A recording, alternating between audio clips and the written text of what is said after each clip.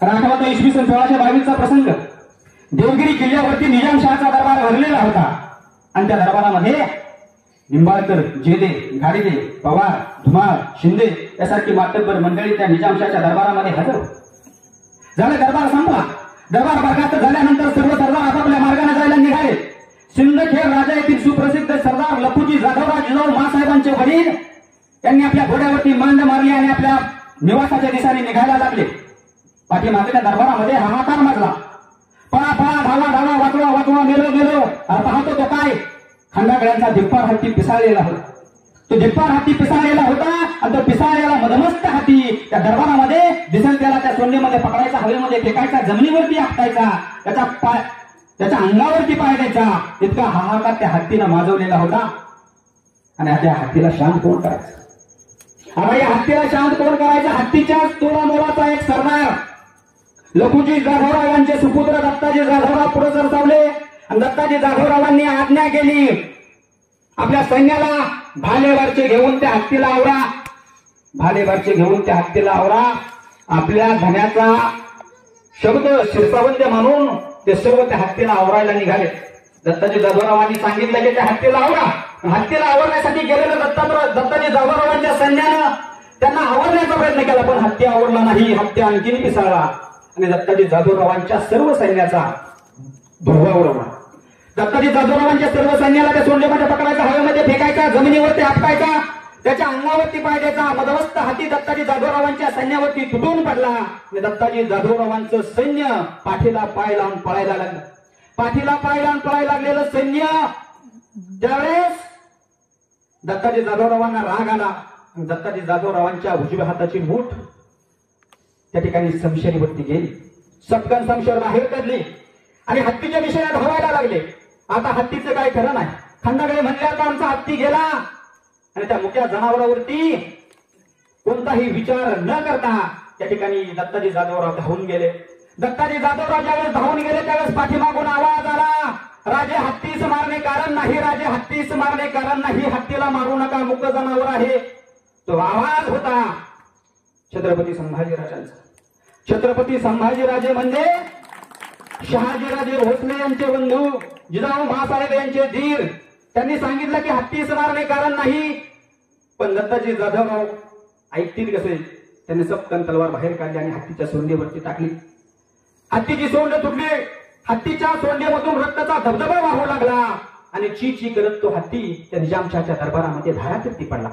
धाराकीर्ती पडलेल्या त्या हत्तीकडे पाहून छत्रपती संभाजीराजे शहाजीराजांचे बंधू ते म्हटले की जाधवराव, एवढीच हिंमत असेल तर लावा भोसल्यांच्या मनगटाला मनगट, मुक्या जनावरावरती काय वार करता?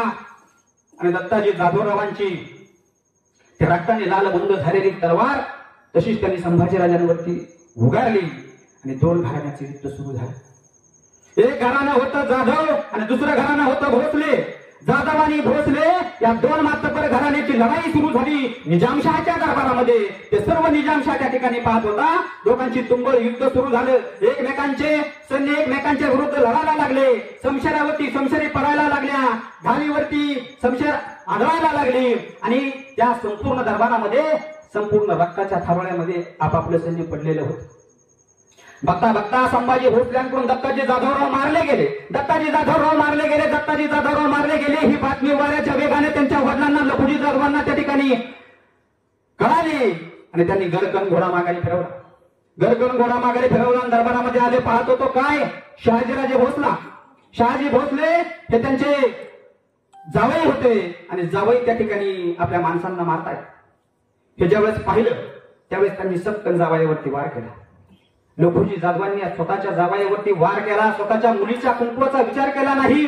नशीब बलवत्तर म्हणून त्या ठिकाणी भोवळ येऊन चक्कर येऊन त्या ठिकाणी तिथं शहाजीराजे भोसले खाली पडले आणि पुन्हा ती शमशेर उघडली गेली की त्यांच्या बंधूंवरती संभाजीराजांवरती. संभाजीराजांनी लखुजी जाधव या दोघांचं युद्ध सुरू झालं आणि पाहता पाहता लखुजी जाधवांच्याकडून संभाजीराजे मारले. त्या दरबारामध्ये दोन महत्वाचे मुर्दे पडलेले होते. एक मुर्दा होता संभाजी भोसल्यांचा आणि दुसरा मुर्दा होता दत्ताजी जाधवरावांचा. जिजाऊ मासाहेबांनी कोणासाठी लढायचं? दत्ताजी जाधवरावांची माणसं दत्ताजी जाधवरावांसाठी लढत होती, संभाजी भोसल्यांची माणसं संभाजी भोसल्यांच्या बाजूला लढत होती. पण जिजाऊ महासाहेबांना कोणासाठी लढायचं? स्वतःचा धीर वारला म्हणून दिरासाठी लढायचं की स्वतःचा सक्का भाव, ज्याला भावबीजेला आपण ओवाळतो, त्याच्या रक्षाबंधनासाठी आपण त्याच्या हातावरती राखी बांधतो, त्या भावासाठी लढायचं. जिजाऊ महासाहेबांनी कोणासाठी लढायचं? आणि जिजाऊ महासाहेबांना माहिती होती ही मातबर घराणे एकमेकांच्या विरोधात लढून आपापसात अशीच मरण पावणार आहेत, अशीच लढत राहणार आहेत. पण यातील एकालाही स्वतःचं हिंदवी स्वराज्य निर्माण करावं, स्वतःचं राज्य निर्माण करावं अशी संकल्पना सुचणार नाही. जिजाऊ महासाहेब लढत होते या नात्यानं महाराष्ट्रासाठी. आणि जिजाऊ महासाहेबांनी आई शिवाई देवीकडे प्रार्थना केली. हे शिवाई देवी, मराठांचं राज्य येण्यासाठी, बहुजनांचं राज्य येण्यासाठी, सर्वसामान्यांचं राज्य येण्यासाठी, शेतकऱ्यांचं राज्य येण्यासाठी, कष्टकऱ्यांचं राज्य येण्यासाठी मला एक असा पुत्र दे की ज्या पुत्राच्या कार्याचा गोडवा प्रत्येकाच्या हृदयामध्ये चिरंतन राहिला पाहिजे. जिजाऊ महासाहेबांनी ही केलेली प्रार्थना आई शिवाई देवीने ऐकली आणि महाभारतातील संस्कृतमध्ये असणारा एक श्लोक खरा ठरला की यदा यदा हि धर्मस्य ग्लानिर्भवति भारत अभ्युत्थानम धर्मस्य तदात्मं सृजम्यम्.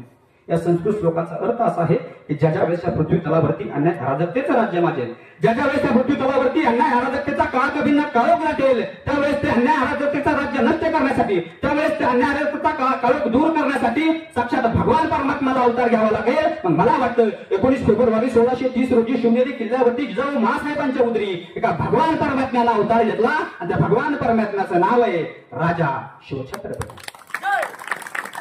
छत्रपती शिवाजी महाराज की हर हर